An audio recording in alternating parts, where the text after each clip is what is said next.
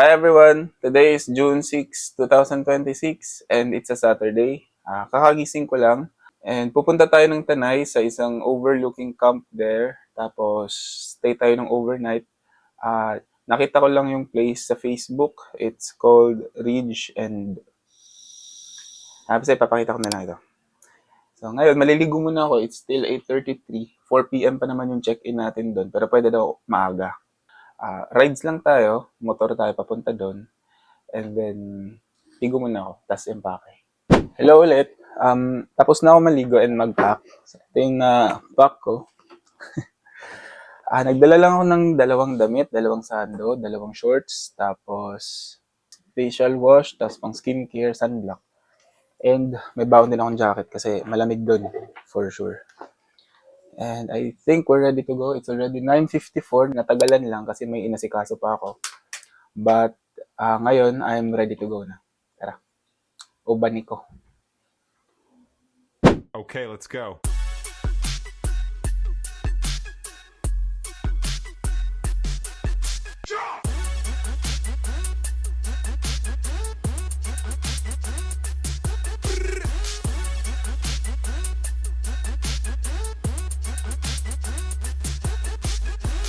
Okay, let's go.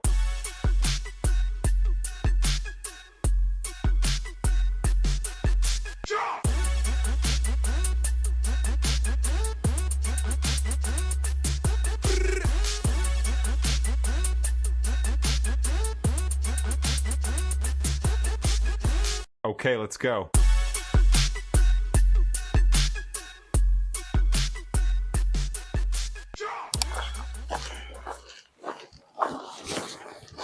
Check-in muna tayo. Good afternoon po. Mamaya na lang po yung sa accommodation po. Ano po? Po. 4 pa po eh. Pwede po kayo mag-stay po dito po sa indoor lounge po namin habang nag-a-attend po kayo. Okay. Sige po. May ano po ba kayo? Lunch? Yes po, ito po yung Menu? menu po namin. Okay. Tapos kung mag-order po kayo, dito po yung sa unang counter. Yung full payment ko, pwede Gcash ba? Wala pong problema sir. Okay. Kahit mamaya na lang din po. Ano? Okay, sige po.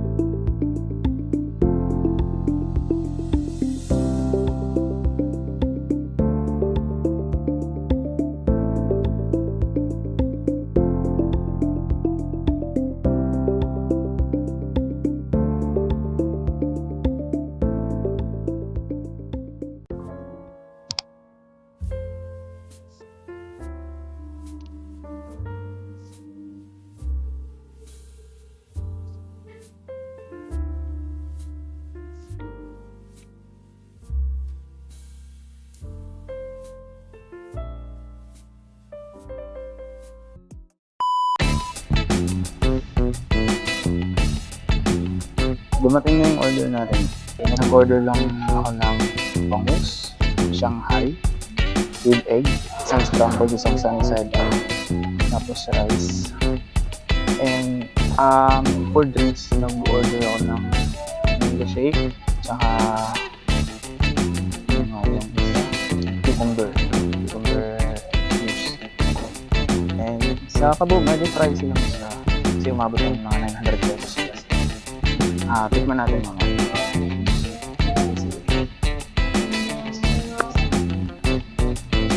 ito Lord sa Kabu. Siyempre.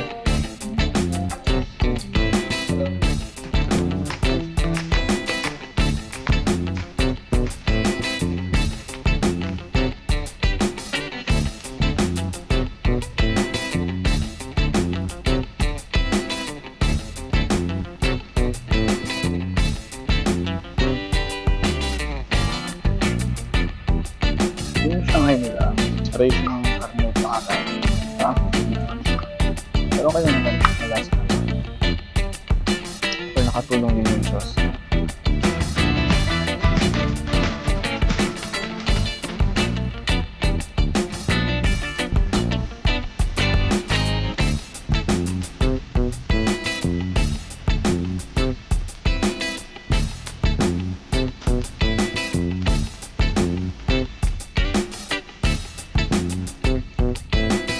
Hindi ako pawarin yung marinade. Ano yung pati yung black cheese. Pagpas mo hindi rin na lang ito. Kaya, okay ito sa akin.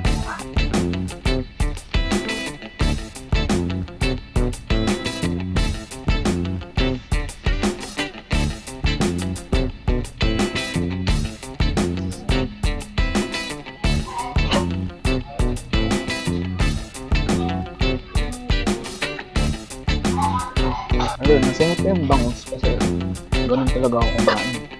Pero masarap siya. Hindi mo lang isa.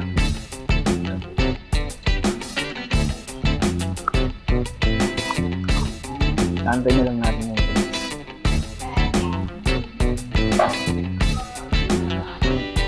Super comfy yung guest dito. Ito lang alam kasi hindi pa. Pero lang nag-offer din sila ng bacon sa dito.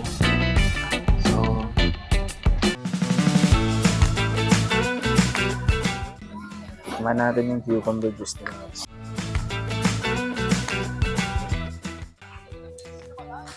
Refreshing naman siya. Hindi matamis.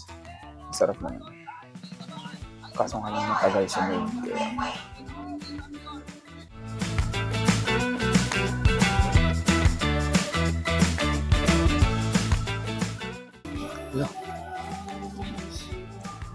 Gusto ko yung shake nila. Hindi lasang sweetener. Natural na tamis ng mango. It's currently 2:30 PM.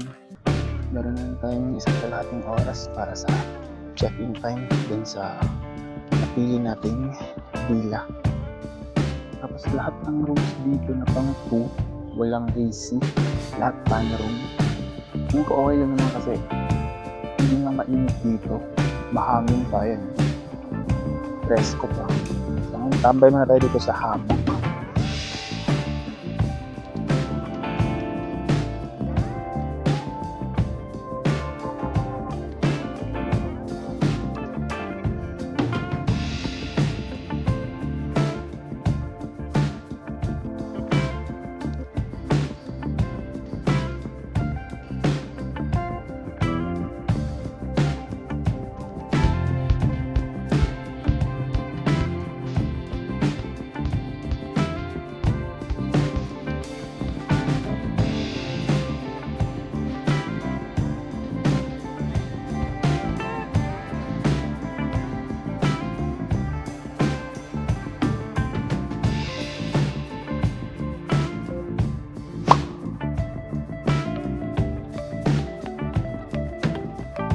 Ayan, pwede na rin mag-check-in.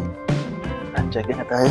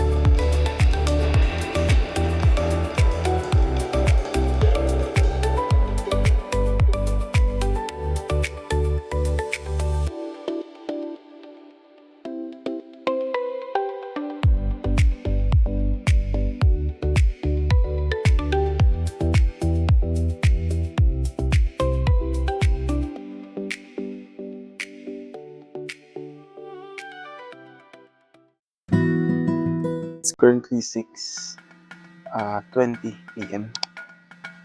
And medyo maliwanag pa sa labas pero ang sarap ng view talaga. Nakakatawa. Ayan. And nagpa-arrange na ako ng kawa bath ngayon. So, piniprepare na lang nila.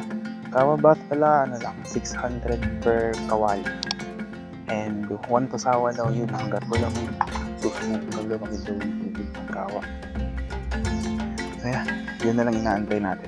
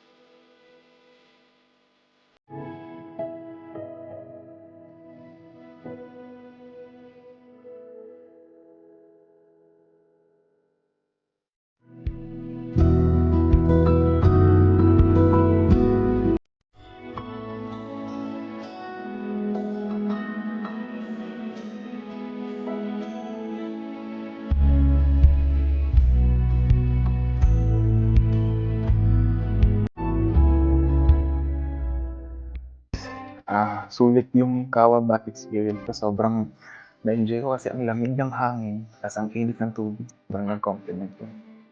Napaka-relaxing niya. So ngayon, it's currently 7:10 p.m. Tapos paakit na ako para mag-dinner. Check natin yung menu nila. Tara.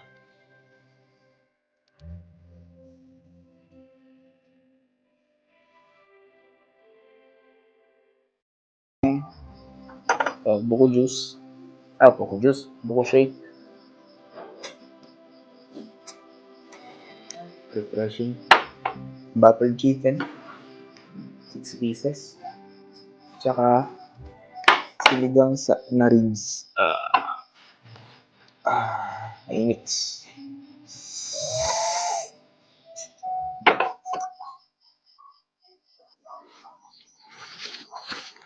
It's 8:32 p.m. na ng gabi dito and kakatapos lang ng ating dinner, no? Nandito ako ngayon sa pinagtambayan natin kaninang umaga yung may hammock. Yeah, tambay lang dito. Ang tahimik pero hindi siya nakakabingi kasi naririnig mo yung crickets, yung tunog ng gabi sa probinsya, ganun pakiramdam. So, if you value your peace, again, I would highly recommend this place talaga. Hindi siya ganong kalayo sa Metro Manila pero it feels like a different place. So, yun. Tambay muna tayo dito. Tapos maya-maya pagtamaan na ng antok, balik na tayo sa ating cabin and let's call it a day.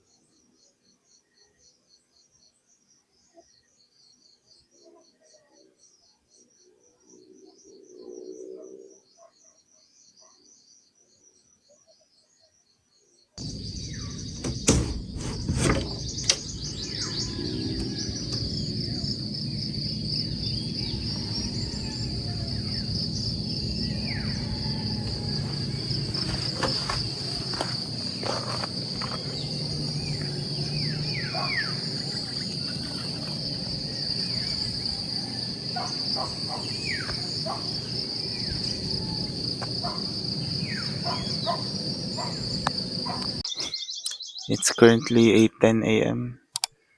and breakfast na tayo.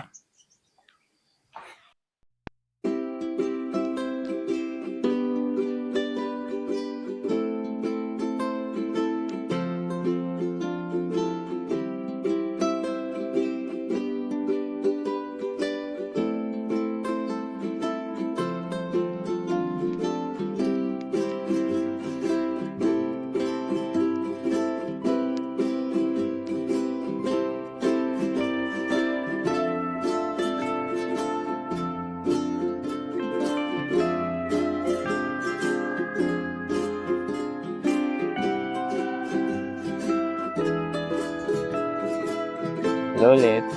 It's currently June 7 na. Pa-check out na tayo. 1 p.m. na. 2 p.m. pa naman yung check out. Pero pwede muna tayong umalis. Hindi na lang tayo dito magla-lunch.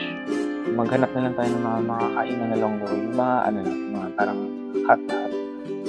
Kasi yung mga karinderya or basta kung anong makita natin sa daan. Tapos bago tayo umuwi ng Metro Manila, daan tayo ng isang cafe dito sa Tanay. So, yun yung plano natin. Ngayon, pa-check out na tayo. Tara, nakita tayo.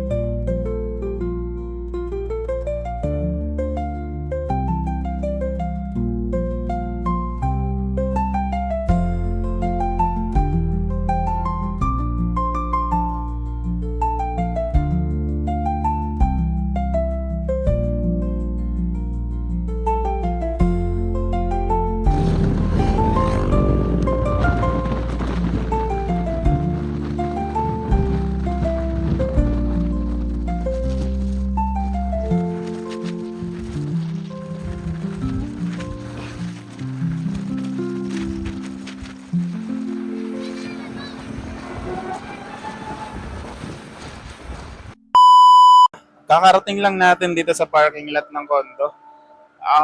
End ko na muna itong vlog and salamat sa panonood hanggang sa susunod nating video na i-upload ko dito sa aking bagong channel. And salamat sa pagsama sa adventure ko dun sa Tanay and hope to see you soon. Bye!